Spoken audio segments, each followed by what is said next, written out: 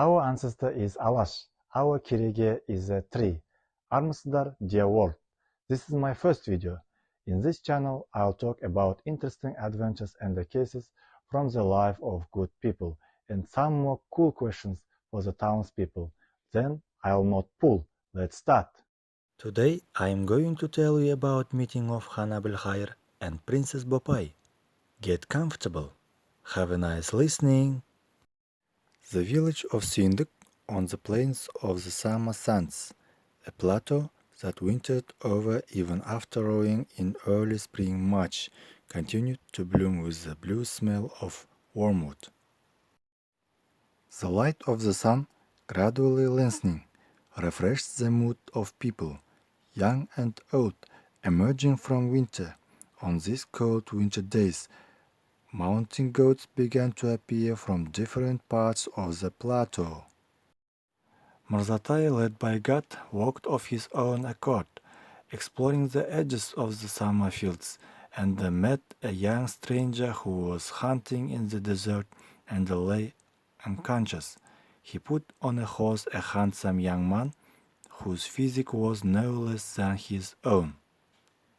Then he brought him to his father's family in the village of Sinduk, and took his young bride to a big house with a request to bring someone. Perhaps this is fate. Soon after, returning from that big house, someone was fascinated by the beauty of the wounded young man. Murzatai's beautiful sister, who had the special quality of a chiropractor in her magnificent and amazing beauty, caressed with her gentle hands and put in place every broken and dislocated bone. Also, he was in pain. It was clear that the fire eyes of the beautiful-faced young man, who clenched his fists and beat his jaw hard, as if with their hot tears overcame the shyness of the fragile girl. The girl smiled involuntarily at the same moment. The beautiful girl's smile made his heart burn, and a hot shiver danced all over his body. The base of his tender, warm palms, which had just opened his soul, were in a state of pleasure, as if spilled over his entire body.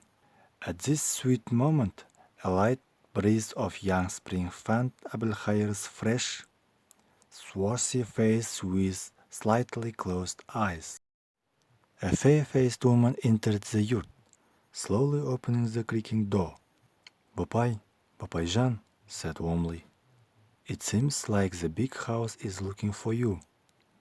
The young daughter-in-law called her husband's younger sister Batima the name Bopai, given to her by her grandmother because of her plump behavior when she was a girl.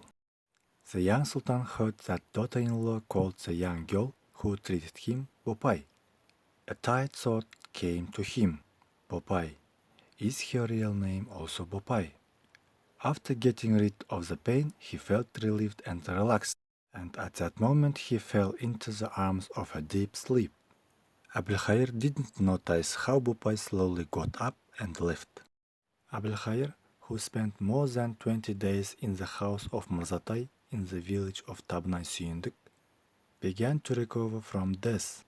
The feeling of passion, which especially excited Abulkhaiyr, grew with every minute and didn't stop.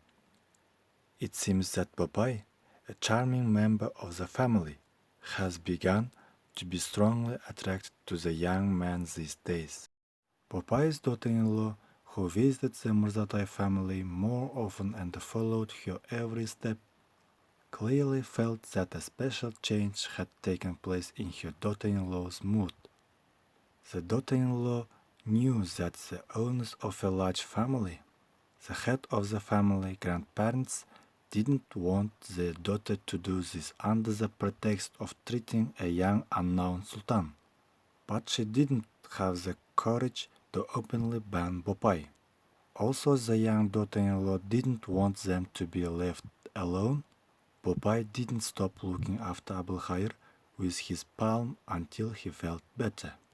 The beautiful girl who could convey the vibrations of his soul with her palm seemed to silently instill in him an innocent feeling, which gradually grew from his initial pity into love. He also managed to hide in his heart an indescribable wonderful contact from this mysterious silence of both of them. On the day of his departure from the village of Sinduk, Әбілқайыр expressed gratitude in a secluded place and touched the red-hot palm of Bopai with his palm. He didn't want to say goodbye. Fate brought me to you. I long for the moment to return to you, Bopai-jan. The young sultan managed to utter a single word. Some time has passed. The moment the young sultan had longed for had arrived.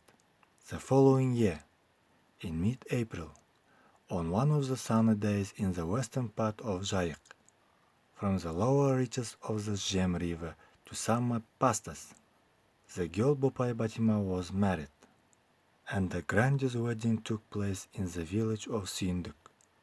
The Tabans and the brothers from the village of Alim were also invited to the wedding.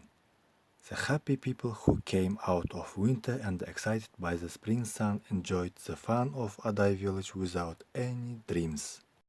Sinduk, who failed to marry off his daughter in the paternal way by engagement, didn't have inner peace even in these days and on the eve of the wedding. He didn't show warmth to the companions and the courtiers of the young sultan, led by the Batars Janibek and Bukembai, who came with Әбілқайыр to take Bopai. In the ceremony of initiation of the departure of the matchmakers from the big house, Bukembai said, Suyke, you are a contemporary brother who kept the word of fatherland. Let's live with gratitude. Your Bopai is not going to another people. She is going to the Ture people. With this Әбілқайыр, who also young, is loyal to his country and the people. We are the companions of the young sultan, and we are marching together to confront the enemy that has appeared from left and right. Tomorrow we won't change the same pattern. It's clear to all of us that you are the leader of the Aday people, and we have no doubt that you care about the honor of the land, honor of the country, and the honor of the people, he said, lifting his chin slightly and looking at Sinduk's pensive face with an inquiring expression. Sinduk listened to every word of Bukembai, who spoke seriously and with maximum concentration. He realized that the hero spoke to him in this way because he clearly saw how he couldn't be honest with them these days. But he was in no hurry to answer this. Looking at his guest sitting in the place of honor, he stopped a little and turned his face towards Bukembai. Well, Bukembai, you are a decent citizen. I would not accept your agreement if I were not honest. Would I and my people pay tribute to you, who came to this wedding or not? Sinduk's fair complexion turned pink with slight excitement, and the fine wrinkles on his broad forehead wrinkled a little. Bukembai made a gesture. Accepting his words, put his right hand on his chest and bowed his head. How dare I resist this desire of my daughter, whom I raised no worse than a boy? If my daughter takes the hand of this citizen as life partner, who took care of the country and the land, this is her decision.